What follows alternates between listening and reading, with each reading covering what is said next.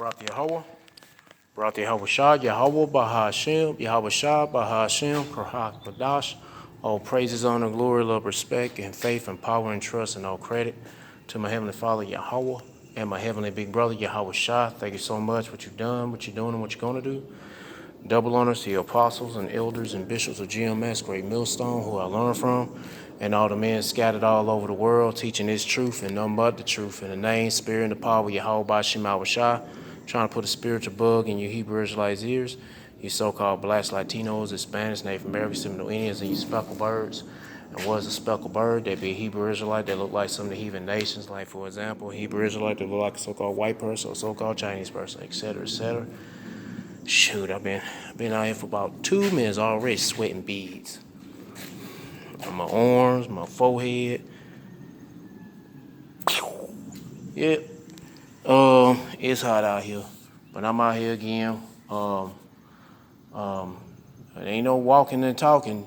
I'm just gonna be underneath this hut or shaded area. Hopefully my phone don't overheat, so I'm gonna try to make. I don't know about making a quick video. Hopefully it be long enough to be an hour. But I got this video I'm gonna play. I'm out here in the park, and I'm gonna try to play some videos, get into the scripture to my best ability, say whatever God say through the Spirit and power of Yahweh Shema Shah, the Holy Spirit, the Karhak Wadash, Lord will it be on me. Let's get it. The first video I'm gonna get, it's about mind control and the accountability. Uncovered the truth of the CIA MK Ultra project. And this is coming from, what's it, the declassification of federal secrets task force hearing. This look like some shit that should be on C-SPAN, because that would it look like it look like some shit, was it the GOP oversight website. But anyway, these people, it's legit. These people here discussing about MK Ultra mind control.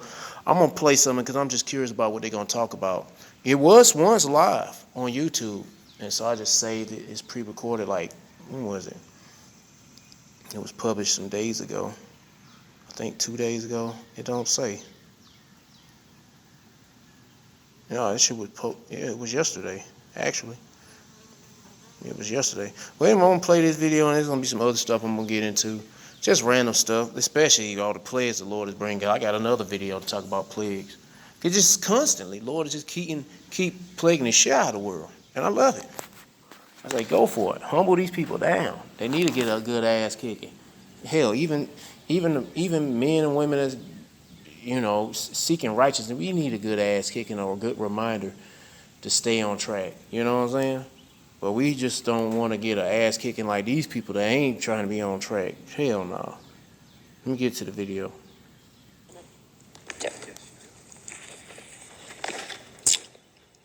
Stephen Kinzer is a historian, journalist, and author of Poisoner-in-Chief, Sidney Gottlieb, and the CIA's Search for Mind Control. Tom O'Neill is an investigative journalist who authored Chaos, Charles Manson, the CIA, and the Secret History of the 60s.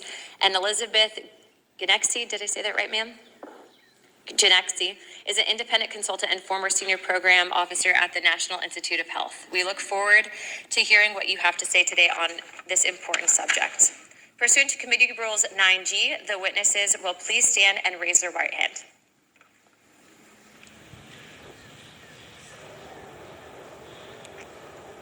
Do you solemnly swear or affirm that the testimony that you're about to give is the truth, the whole truth, and nothing but the truth, so help you God? Let the record show that the witnesses answered in the affirmative. Thank you. You may now take your seat. We appreciate you being here today. Let me remind the witnesses that we have read your opening statements, and it will appear in full in the hearing record. Please limit your oral statements to 5 minutes. However, if it does go over, we will not be gobbling you out. As a reminder, please press the button on the microphone in front of you so that it is illuminated and members can hear you. When you begin to speak, the light in front of you again will turn green. After 4 minutes, the light will turn yellow, and when the red light comes on, that means that your 5 minutes has expired, and we will ask you to please wrap it up. I would now like to recognize Stephen Kinzer for his opening statement. Thank you very much, Madam Chairman. Let me begin by expressing my gratitude to this task force for confronting the enormous issue of overclassification of government documents and the culture of secrecy that enables it. I'm especially gratified by your interest in MK Ultra the project the CIA carried out through the 1950s in an attempt to find the secret of mind control. MK-Ultra was one of the most secret government programs in American history. The chemist who directed it, Sidney Gottlieb, lived in total anonymity. My book, Poisoner in Chief, may be the most complete account of MK-Ultra that exists in public, but I'm painfully aware that I have discovered only a small portion of what MK-Ultra was and what Sidney Gottlieb did. In 1951, the CIA hired Gottlieb and directed him to launch what became MK-Ultra.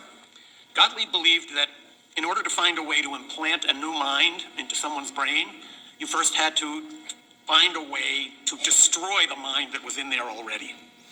Yeah, break down the mind of the person, like, and build it up. Sleep deprivation, lack probably food too. You can't get any food. Somewhere, I don't know the methods of this shit. I just got certain books about it. But yeah, I heard about it. But torture, pretty much. And but hey, you don't have to go through all that torturing and shit. You can put an implant inside somebody's brain, and they definitely. MK Ultra could be applied on somebody. Mind control could be applied on somebody through television. Yeah, I mean, people fall for anything now these days, and they fall for it through media. Yep. But that chip implant, that's one tool they can use to control the shit out of people. Heck yeah. Anyway. There already. In its search for ways to destroy a human mind and body, MK-Ultra conducted the most extreme experiments on human beings that have ever been carried out by a U.S. government agency. By any standard, they qualify as medical torture. These experiments took place in prisons, clinics, and safe houses in the United States, in Europe, in Asia, and even in Latin America. That shit's still going on today. And it's not like it's an experiment. Shit, they perfected that shit. They just doing it for the hell of it. Building up, making Manchurian candidates, sleeper cells, whatever, to do certain things. That remind me of that movie Possessor. Of course, the people that was under these people's possession, they was microchipped. They had a chip in their brain, and this woman would control them when she's hooked up to this machine. And then these people have a task that she'll control the people and have them execute murders and assassinations and shit. Yeah, it ain't that old. It's like, I think it came around 2020. In Europe, in Asia, and even in Latin America. Officers of MK-Ultra were authorized to travel to foreign countries, preferably those under formal or informal U.S. occupation, and ask the local CIA station to provide them with expendables. Human beings who would not be missed if they did. Regular people or homeless people, expendables, yeah, goyim cattle. Appeared. Gottlieb had what amounted to a license to kill, issued by the U.S. government. Neither the number of MK-Ultra victims nor the number of those who were experimented to death is known. Gottlieb, as a result of this license to kill, might have been... That shows you Esau's a fucking nigga, man. He is a damn devil. Kidnapping people against their will, torturing them mentally so they can be used as a weapon for whatever. And you be wondering, now, Esau, like, say if they had a regular Edomite that's on MK Ultra, most time that nigga is a damn demon anyway. And that's just Esau and his nature to be violent. But sometimes, they brainwash just anybody to be a weapon and do heinous crimes or mass shootings and all that shit. Anyway, stuff like that, yeah. The most powerful unknown American of the 20th century. Some information about MK-Ultra spilled out during the 1970s, but senior CIA officers had intentionally let Gottlieb operate without supervision, so they were able to claim that they knew nothing about his excesses. This was a way for the CIA to deny its institutional role in MK-Ultra and to portray it misleadingly as the product of one man's sadism or excessive zeal. Investigating MK-Ultra is challenging because when Gottlieb and his mentor Richard Helms left the CIA in 1973, they illegally ordered that its records be destroyed. Soon afterwards, under DCI Stansfield Turner, a CIA analyst, as you pointed out, Madam Chairman, discovered a cache of MK-Ultra documents hidden among financial records. Turner credited that analyst with doing a very diligent job of Sherlock Holmesing. That same diligence, I believe, could bring results today. One of the great mysteries of MK-Ultra has to do with the death in 1953 of an MK-Ultra scientist, Frank Olson, who had announced his intention to quit the project. His plunge from a New York hotel room was described in the press as the suicide of an Army scientist. He was not an Army scientist. He worked for the CIA, and evidence suggests that his death may not have been a suicide. So there could be hidden documents that could illuminate this case. I would also point out that in addition to searching for unknown documents, this committee could do a tremendous service by simply asking for the end of redactions on the documents that we now have. There are reams of documents about MK-Ultra that have heavy sections redacted. In the 1970s, this was justified by the argument that it had only been 20 years since these terrible things had happened and revealing details might affect national security. Now 70 years have passed. That argument can no longer be valid. So I would urge this committee to try to fill out all the blank spaces in the documents that we have, because we know that is there. This task force could also consider trying to determine whether some new incarnation of MK-Ultra exists today. When the main phase of MK-Ultra drew to a close in the early 1960s, Sidney Gottlieb concluded that it had failed, that in fact there is no such thing as mind control. Even if he was right, however, he may have been right only at that time. In the many decades since then, there have been enormous advances in cyber technology, in artificial intelligence, in neuroscience. Brain implants, neuroscience, yeah. They can alter your brain, alter your thoughts, alter your behavior with...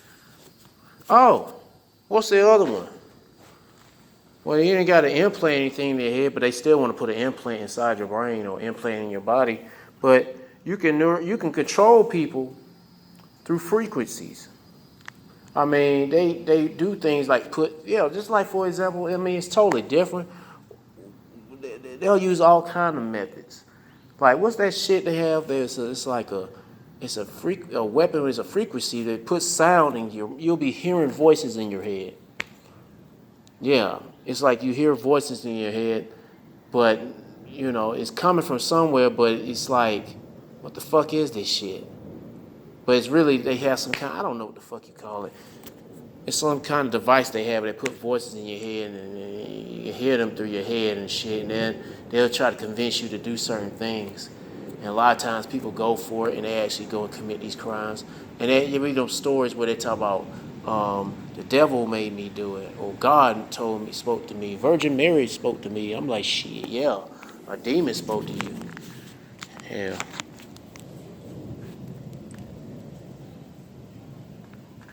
In neuroscience, covert agencies may have access now to tools for mind control that Sidney Gottlieb could not even have imagined. Just give you a heads up. I don't know how long this phone that's recording me gonna last with this heat, and shit, I'm underneath this hut, so just in case the shit cuts off, then I guess that'd be it for this video.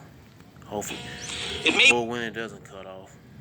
Well, have been true in 1963 that mind control is a myth, but whether it's still true is uncertain.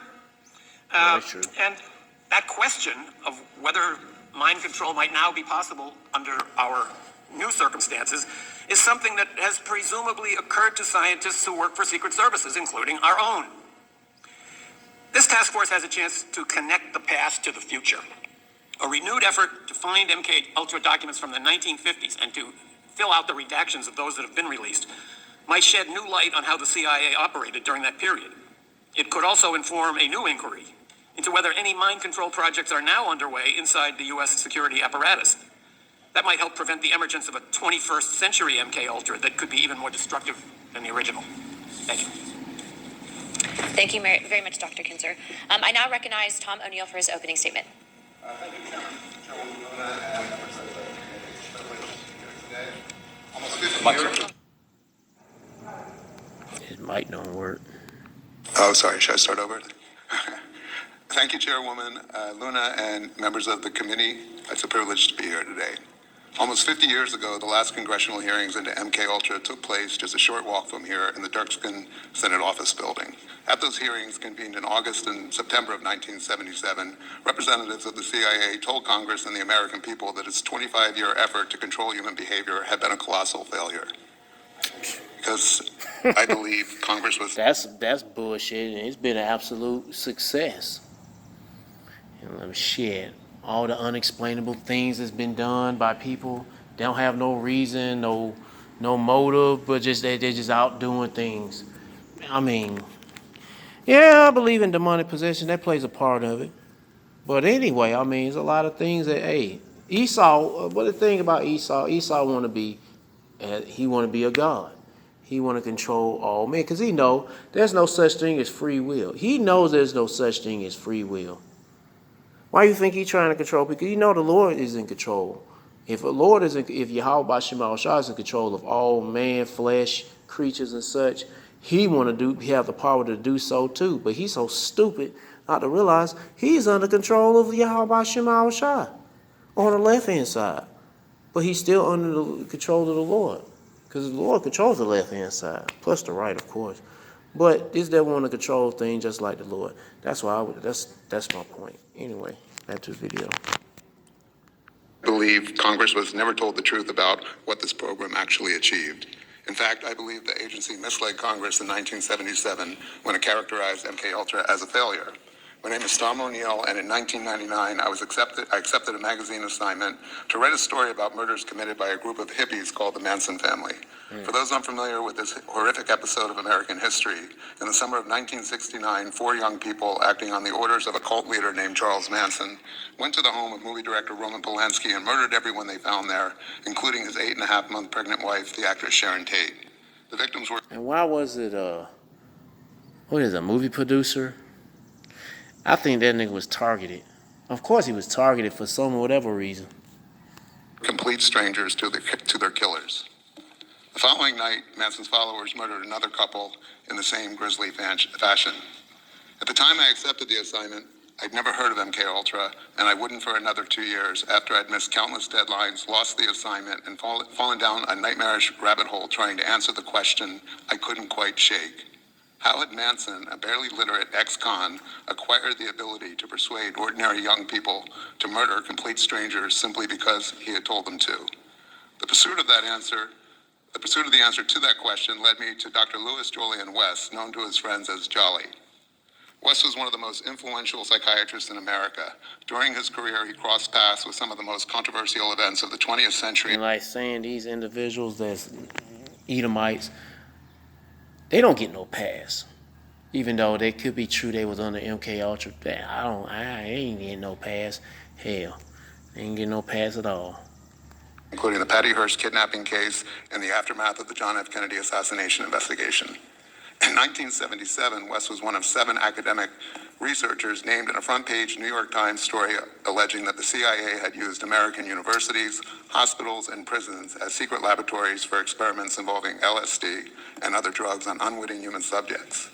West vigorously denied the allegations. He acknowledged that the agency had approached him, but insisted he had refused because he said LSD was too dangerous and unpredictable to be used on humans.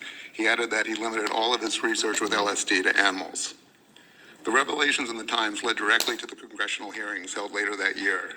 West's denials, however, were effective. He was never investigated, and his name never came up at the hearings. I'll spare you the long and tedious story of how my Manson reporting led me to West, except to say that I eventually learned that in 1967, when Manson transformed into the cult leader we are familiar with today, he and his followers were receiving free medical care at a clinic in San Francisco, where West had established a base of operations for a research project he was conducting nearby. After becoming intrigued by the allegations against West, I learned that UCLA, his last academic home, had inherited his paper following his death in 1999. Nearly 2 months and more than 200 boxes later, I found the proverbial needle in a haystack: correspondence between West and Dr. Sidney Gottlieb, the architect of MK Ultra. The letters begin in 1953, just 2 months after CIA Director Allen Dulles authorized the program, and while West was stationed at the Lackland Air Force Base in San Antonio, Texas, where he was chief psychiatrist at the base hospital. In his first letter to Gottlieb, West proposed conducting experiments on unwitting human subjects, including military personnel, prisoners, and psychiatric patients at the base hospital.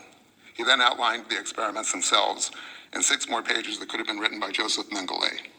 Using LSD in combination with hypnosis, West proposed inducing confusion, amnesia, and specific mental disorders in people who would remember nothing of their interaction with him afterward.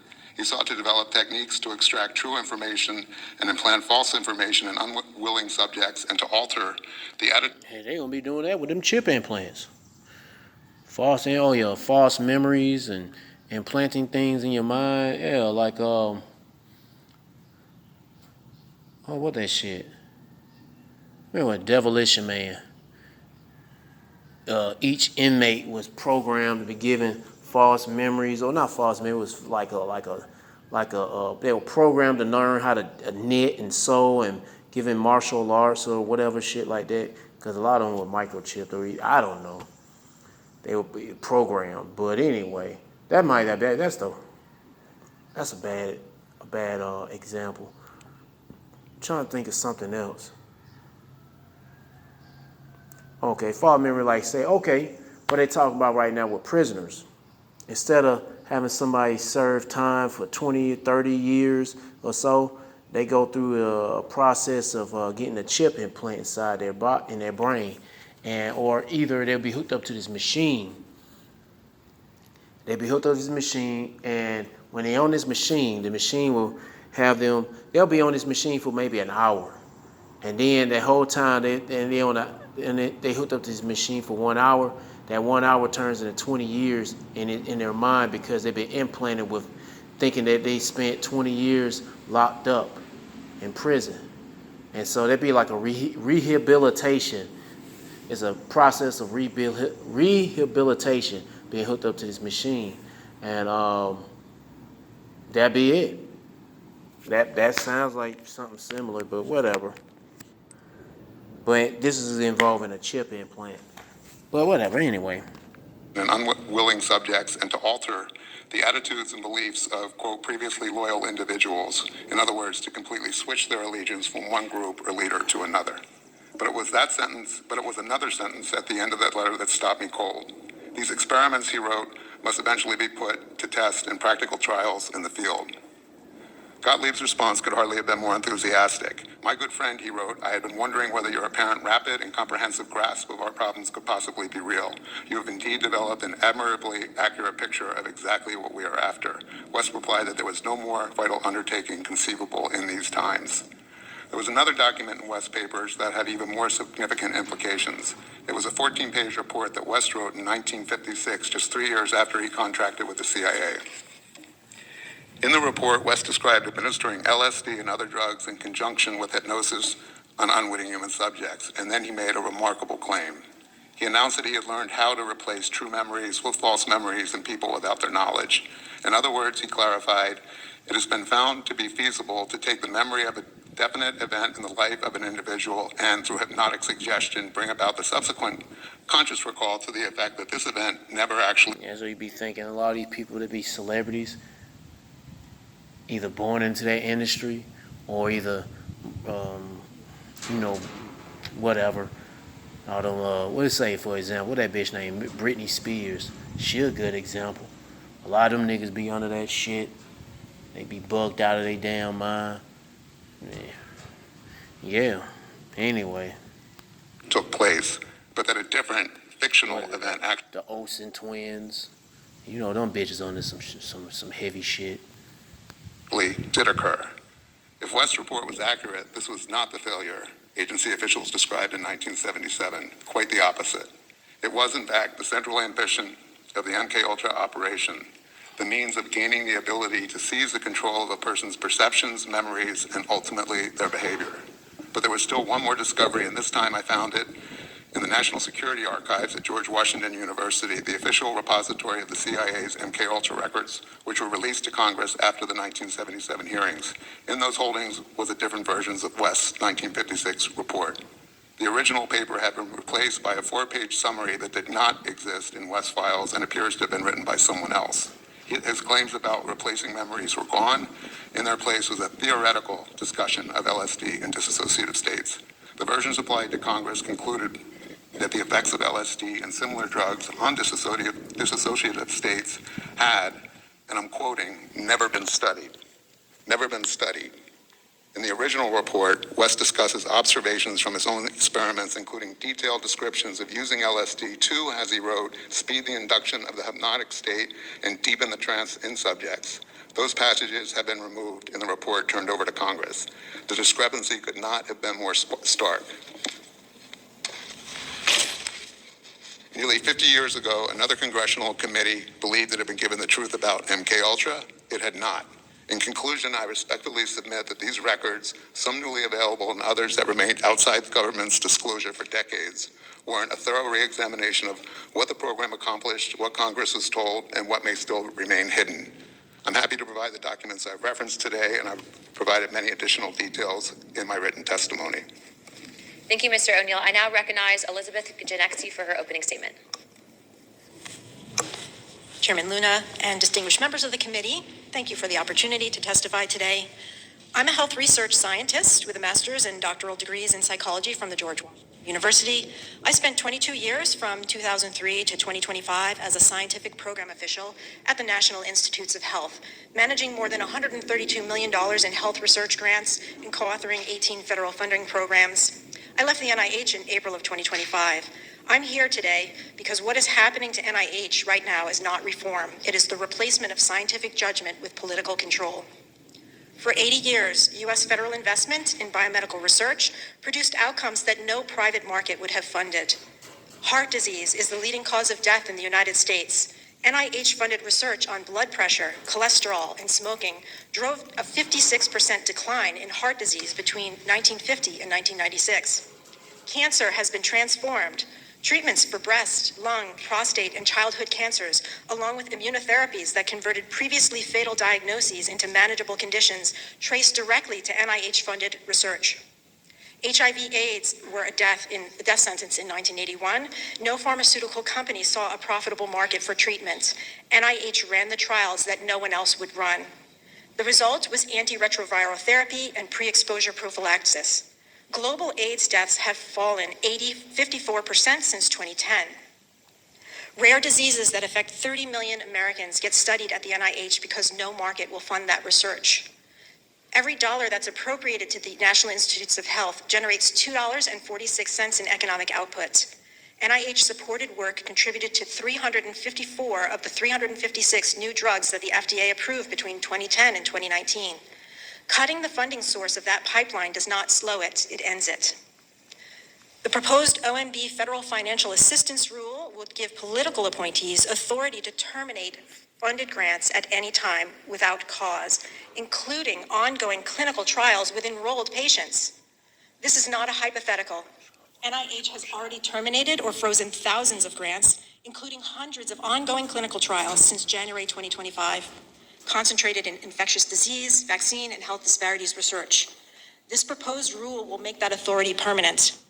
The NIH director has eliminated the merit score thresholds that once protected peer review, and political appointees are right now overriding peer review outcomes to screen grants for alignment with administrative priorities. The proposed OMB rule will also severely restrict international research. We're managing an H5N1 bird flu outbreak that has more than 70 documented human cases. We recently concluded a hantavirus response that required CDC scientists working alongside Argentine counterparts. The current Ebola outbreak in the Democratic Republic of Congo is now the third largest on record. Wait a minute, what the fuck she talking about? I'm gonna pause the video 44 minutes and 10 seconds. I'll praise you about Shemal Shah, the Wadi Abbas Shemal Shah. I'm like, what the fuck she talking about? Nigga, what is I'm hearing about MK Ultra? I don't hear nothing about that. And is outpacing containment efforts. This rule will curtail exactly that kind of cooperation that we need. NIH lost 1,112 PhD-trained workers from 2025 to early 26. More than half of the NIH institutes right now are operating without permanent scientific leadership.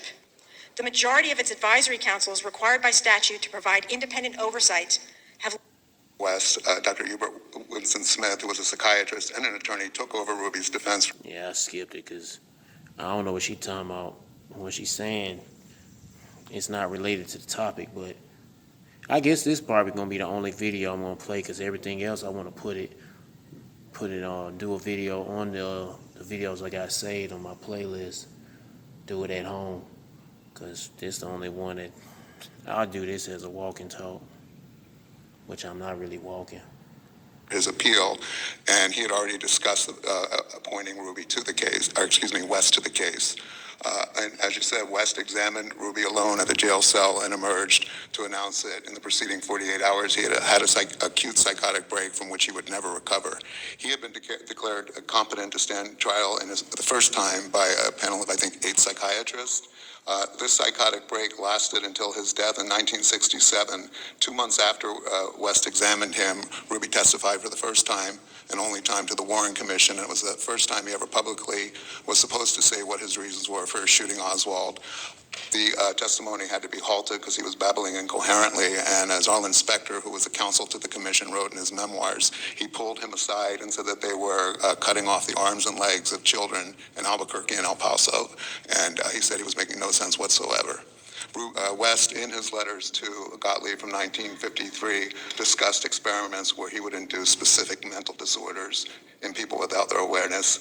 A year before the Kennedy assassination, he publicly spoke in Oklahoma City and talked about his LSD experiments inducing psychiatric breaks and psychosis in people with the use of LSD, which of course later contradicted what he told the New York Times when he said he never used LSD in animal experimentation.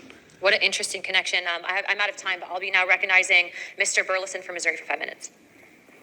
Thank you, Madam Chair. Thank you for your diligent work on this, and hopefully we will hear back from the CIA on those boxes of documents that have so many questions about.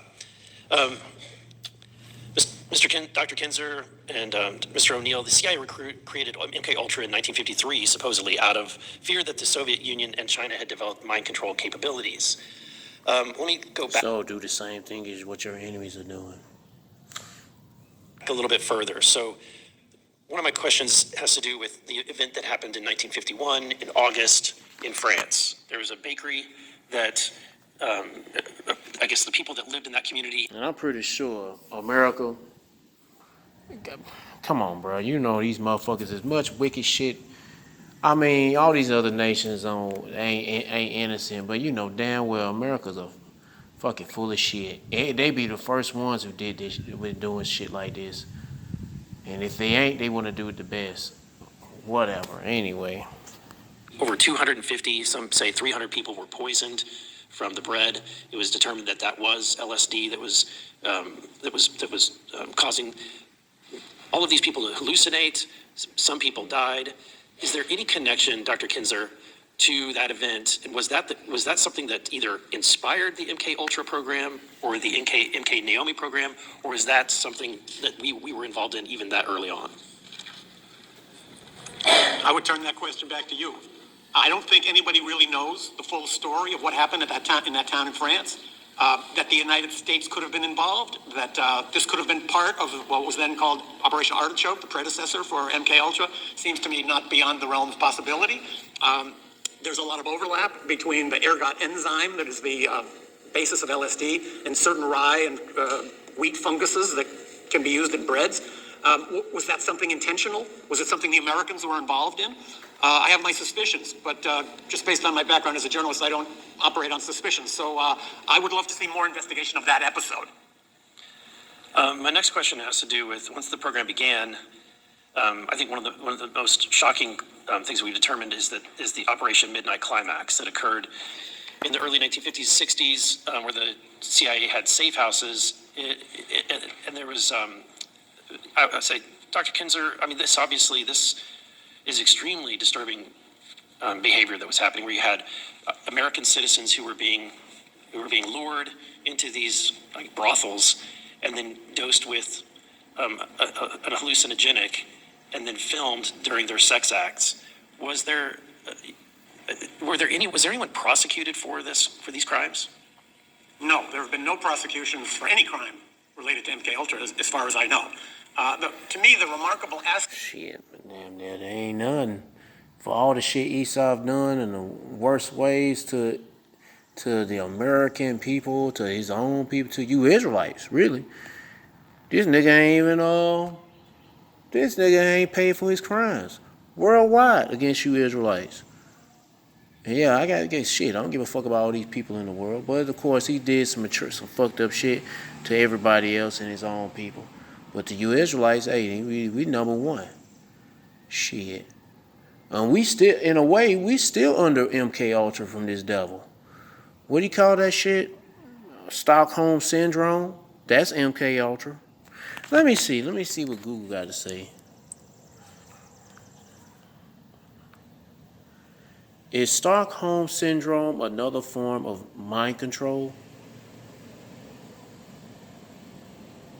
No, Stockholm Syndrome is not a form of mind control. Instead, it is considered a survival-driven coping mechanism where an abused or entrapped person how you pronounce this word? Unconsciously. I forget how to pronounce word. Oh man, come on, man, don't do this shit to me. Yes, it's fucking doing this shit. God dang it. Let me say it again. Is MK Ultra similar to Stockholm Syndrome?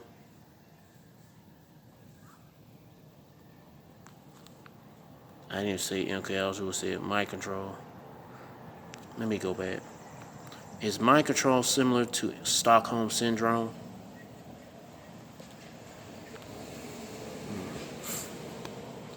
Stockholm Syndrome shares the same. Oh, mind control. Now they're saying mind control and Stockholm Syndrome share the same root. Anyway, because I'm saying it in a different, I'm asking the question a different way. But a power imbalance where how you pronounce the word? But I can't pronounce it. And I don't want to look, if I look this word up, then it's gonna, go away.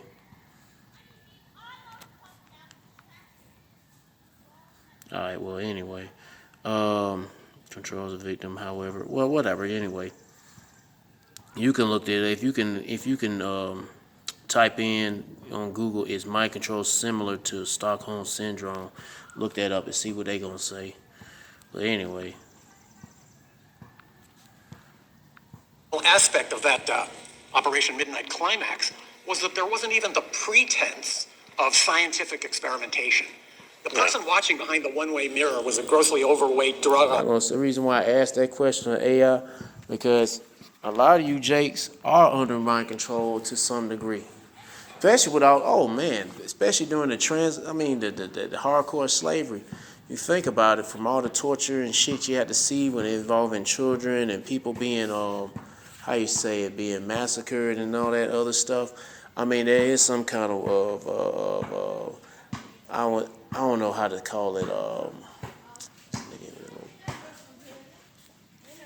He going somewhere, there's a bunch of children coming by.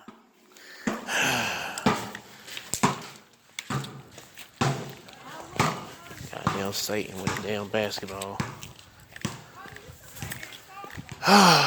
Shit.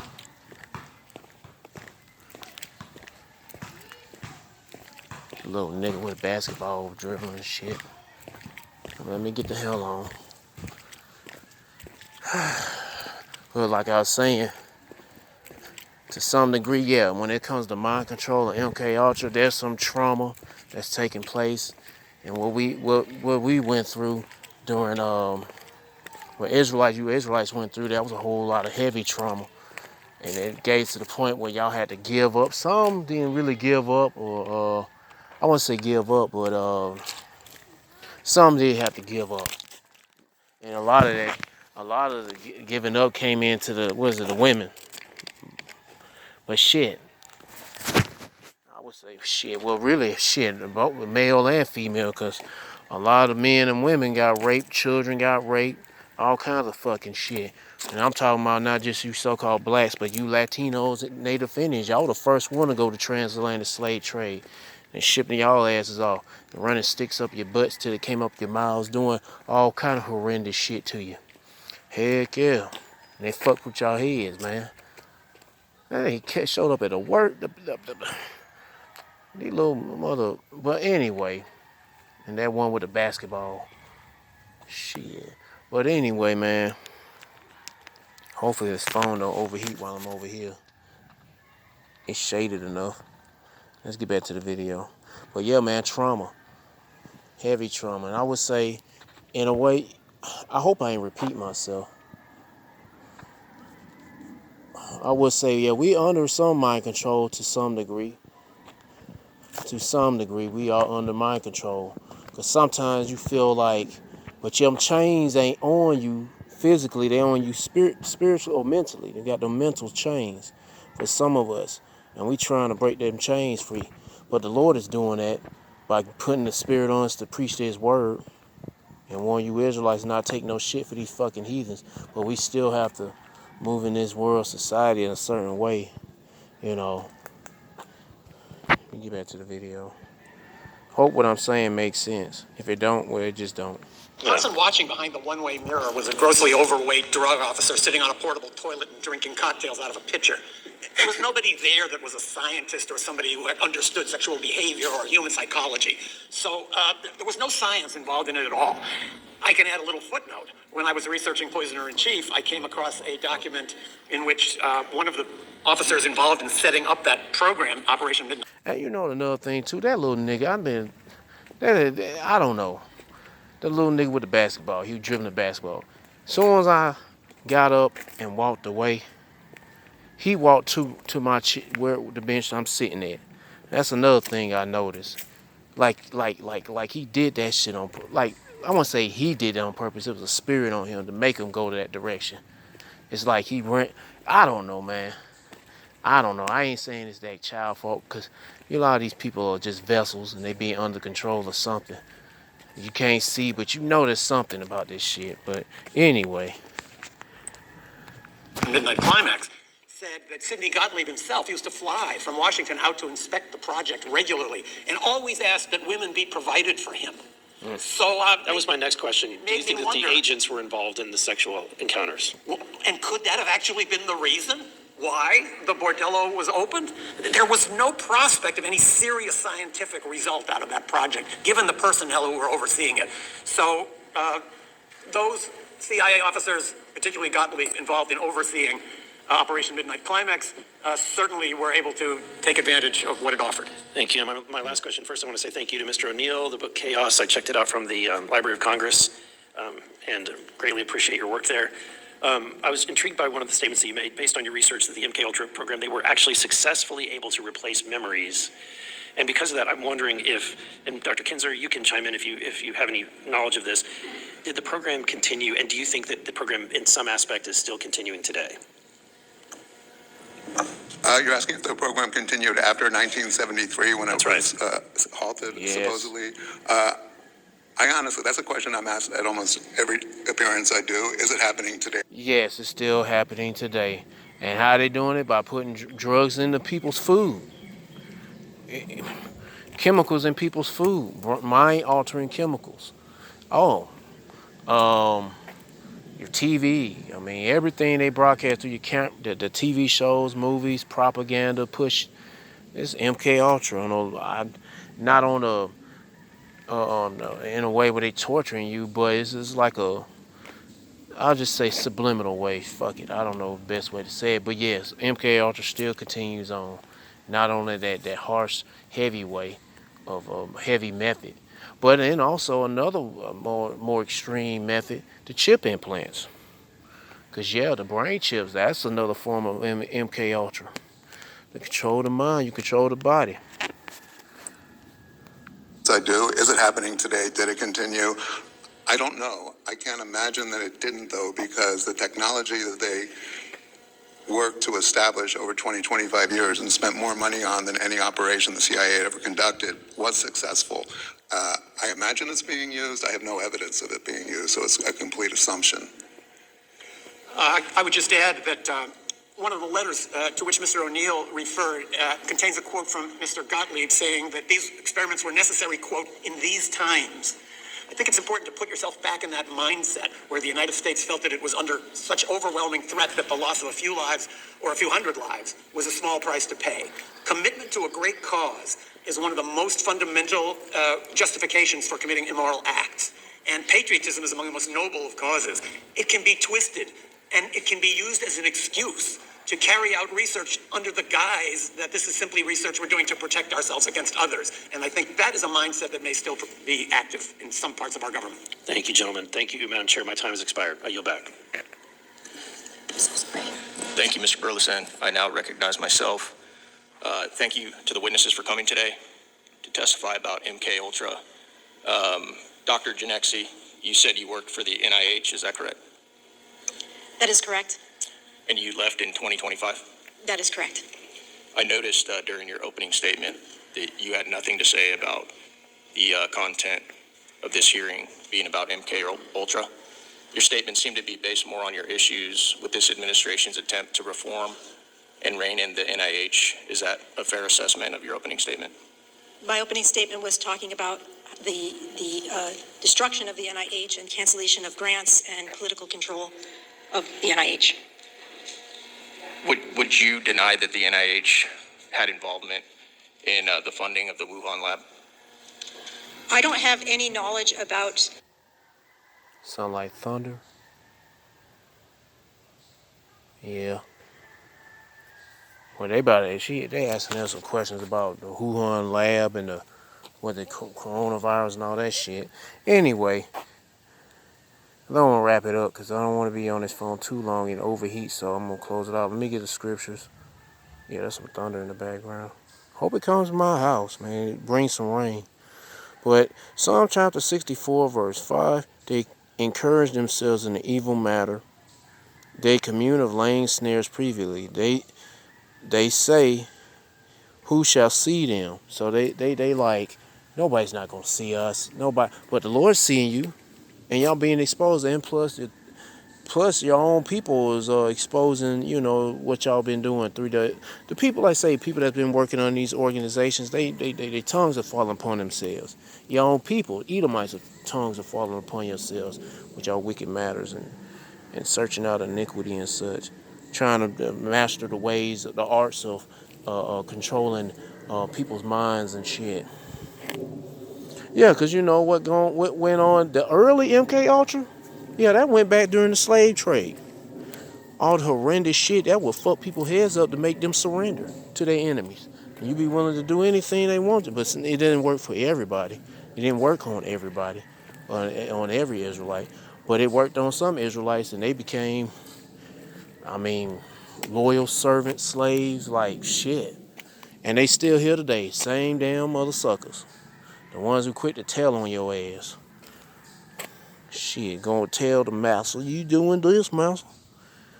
Who shall see them? They search out iniquities.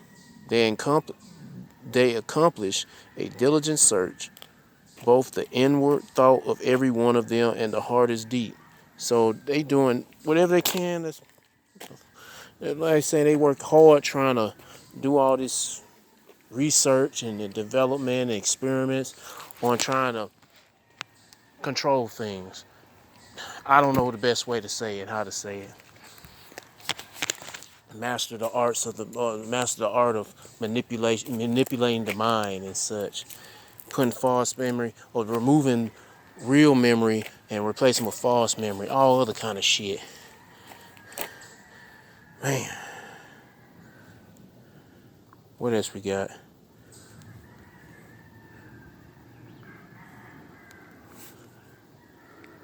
And mosquitoes already on the attack. Shit. They just now, as soon as I'm about to end this video, they already start biting on me.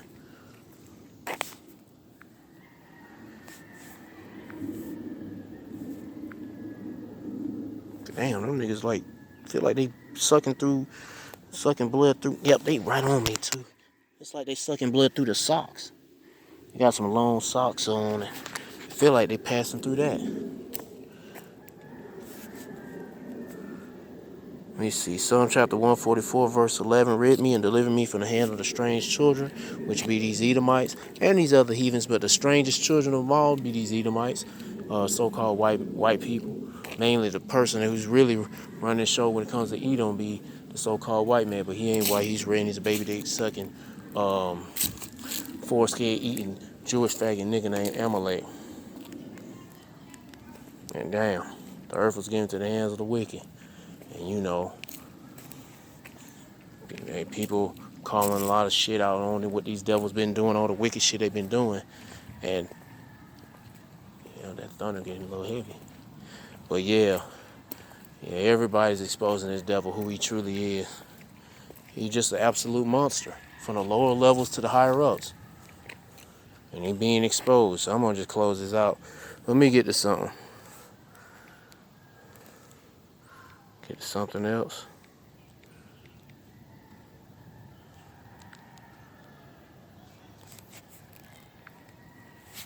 Second Thessalonians chapter 2, verse 8, and then shall that wicked be revealed, whom the Lord Yahweh Bashemah shall have.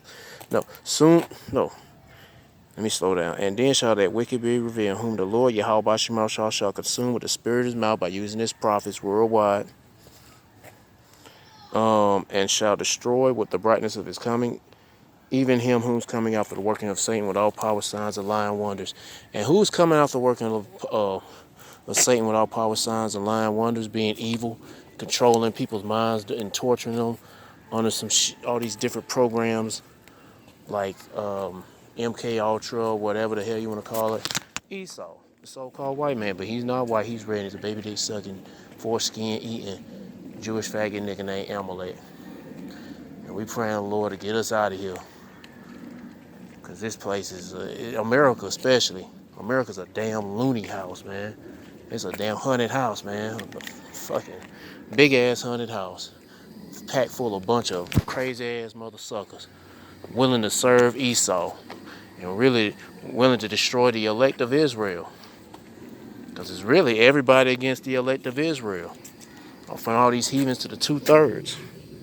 And 2/3, goddamn, y'all have an opportunity to get the hell out of here, but you niggas want to be enemies of the Lord. But pray like heaven, Lord, have mercy on you. And I'm about to sign out before these mosquitoes eat me up. But seek the Lord by seeking his prophets and take heed of what it's saying. Try to build a spiritual mental relationship with Yahweh Shema Shah by praying Yahweh Shema Shah, praising Yahweh Shema Shah, worshiping Yahweh Shema Shah, fearing Yahweh Shema Shah, and repenting Yahweh Shema Shah. To all the men out there pushing this truth and nothing but the truth in the name, spirit, and the power of Yahweh Shema Shah. Keep on preaching, keep on teaching, keep your faith and your trust strong. Yahweh Shema Shah, stay humble. And for you few sisters out there taking heed, keep your faith and trust strong. Yahweh Shema Shah, stay humble, stay in order with your man. If you ain't got no man, stay in order. Yahweh Shema Shah. Peace and blessings to the hopeful elect and all praises to Yahweh Bahashem, Yahweh Shah. Shalom.